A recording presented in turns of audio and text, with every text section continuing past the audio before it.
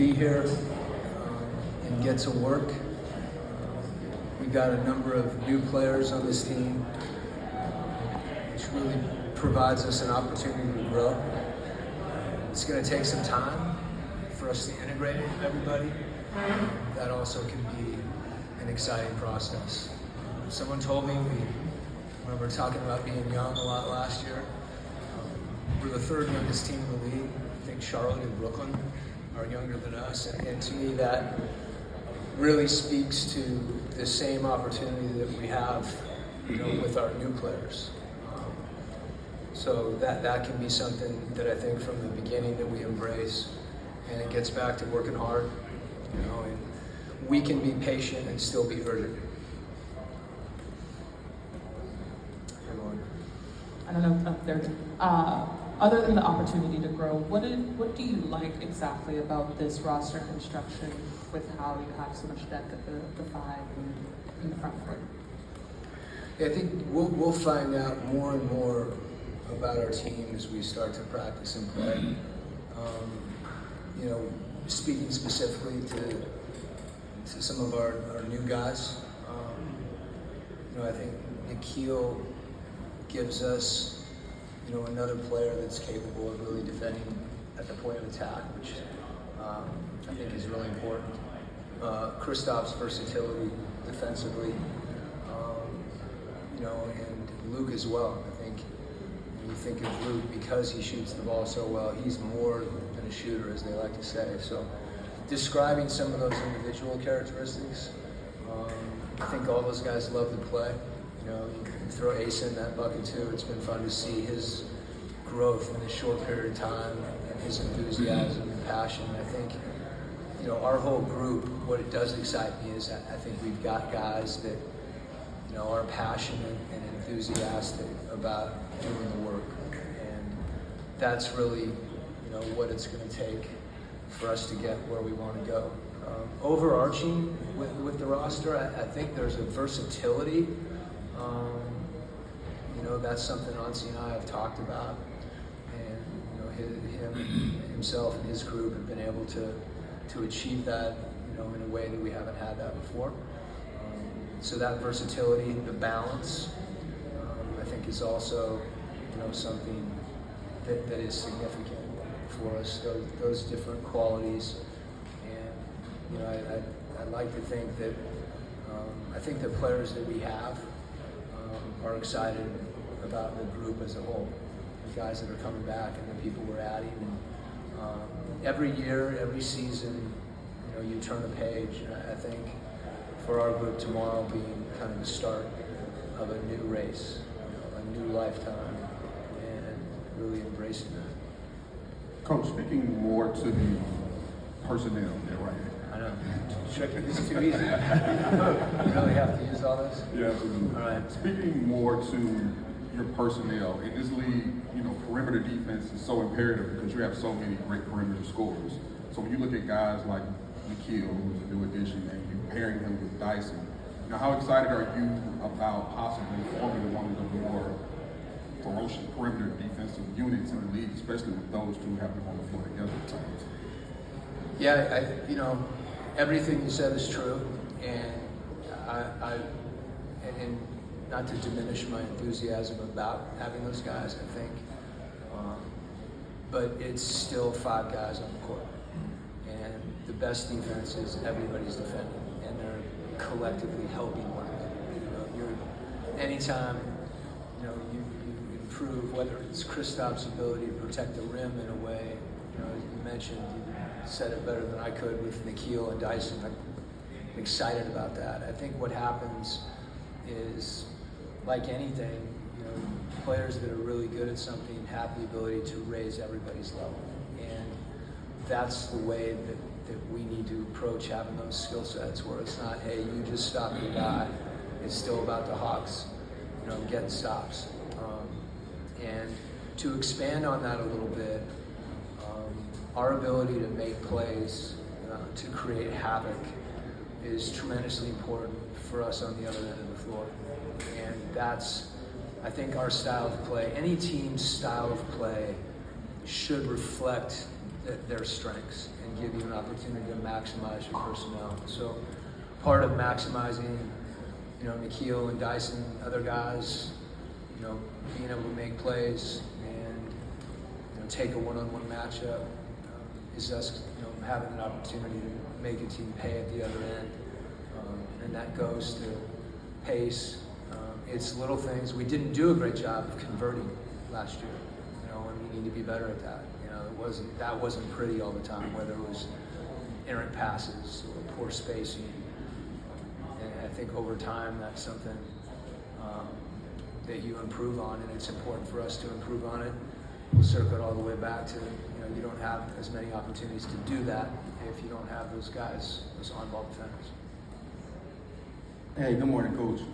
We've seen Trey grow tremendously as a leader and both on the defensive side of the ball, working with you, and since during your tenure, as the Hawks head coach. As you go into camp, do you have any challenges or any expectations that you'll set for Trey as the season gets ready to begin? We had a chance, Trey and I, sit down last week, and I want to set the bar for him high. It's interesting when you have a player that has achieved as much as he has at a young age. I think at times you're looking for ways to get better. And you mentioned a few of them. I think the key word for Trey is efficiency. And, for him to be efficient, and for that to be the primary focus, whatever that looks like. If that looks like more of this or less of this, or however that game evolves, I think what you're going to see is Trey having to feel the game in a way to find the areas in a given game where he can contribute and be most efficient. So there's games that's going to be scoring more. There's games when he's going to be passing more. I think the constants are going to be him forcing pace and not just pushing the ball off the dribble, but passing ahead. He was one of the very best in the league, if not the best, on passing ahead. So we've talked about doing that even more, different type of passes ahead, and that's something he enjoys doing. And so helping us with our pace is a huge thing that comes every night. And again, it might be differently how he does that.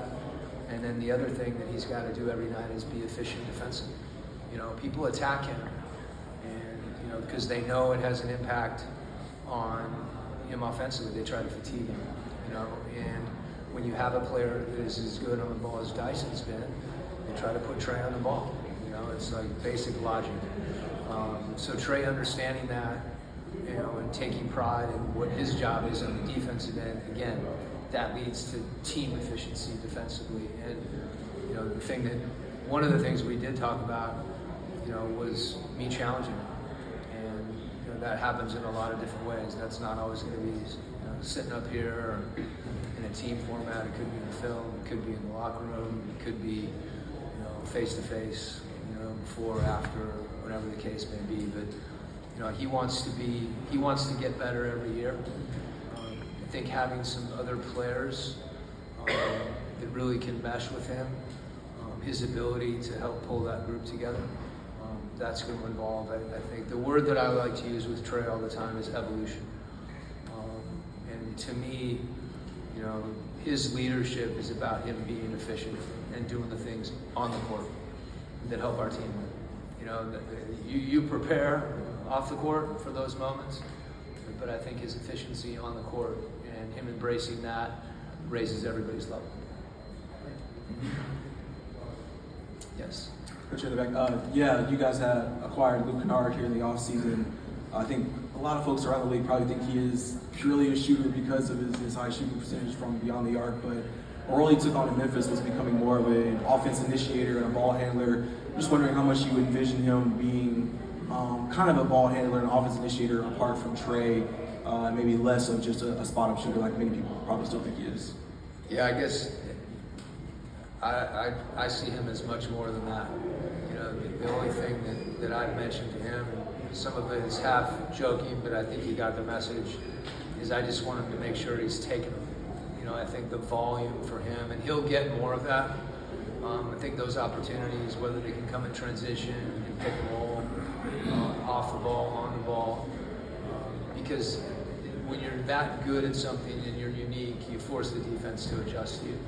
And I think that's when a lot of his playmaking comes. And, you know, I don't know how many of you guys know, I've known for a little while, you know, he was a quarterback in high school. And I think he's, you know, you find players that can make reads. You know, I wasn't like 8th grade.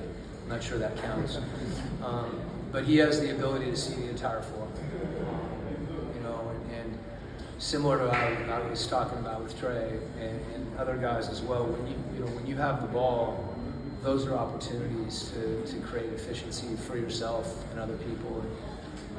It hasn't occurred to me at any point that he is just a shooter. You know, and I think that's something. I think our guys are going to find they like playing with him. Yes. Coach, when you look at your roster, I know your depth's kind of only on paper right now until y'all get out there, but can you compare what you see on your depth chart to what you had in your other seasons as a head coach in the NBA? I've been doing this a little while, and I think the one thing that's consistent is that there's, you know, every year there's change. And I think in this case, it kind of feeds in itself. It's a little bit of a circular kind of analysis, and I think the versatility that we have is unique. You know, that may be, if I were to think back about some of the teams I've had, both here or previously, feel like we've got a lot of versatility. We have some multiple position players. We have a lot of combinations. You know, Onyeka and Kristaps, I think, can be really good together. You look at Nikhil and Dyson together. Like, you start building out those, you know, potential combinations. You know, I think Trey is clearly, you know, we're not going to be playing Trey power forward, so to speak, in a matchup situation. So, but his versatility is defined differently. It's a versatility of how he plays. So that's the first thing. And, you know, honestly, his group did a terrific job of understanding that this summer and bringing players in that have the ability to mesh like that. And I think the other thing is balance. You know, we've got some balance across our roster. And, you know, I say balance, you know, depth as well. Some of our younger guys that actually had opportunities last year because of all the injuries, you know, had a chance to get better. And, you know, where those players fit into a rotation, you know, we haven't started practicing yet. I think the biggest challenge with that is, you know, the balance between having continuity and having change, you know, on a game-to-game basis. For our team to be as good as I think we need to be and want to be, our players have to understand that every game is different. Not just from the standpoint that minutes might fluctuate or rotations are different, but every game is potentially going to require something different of different players. But we do have the ability and have the versatility, I think, whether it be matchups or style, you know, to play a few different ways. We've got a group that, because there are so many new guys that create new combinations, I think I mentioned earlier, I think I said that we have to be patient, understand this is a slow burn, but that doesn't mean we can't be urgent about, you know, focusing and pursuing that.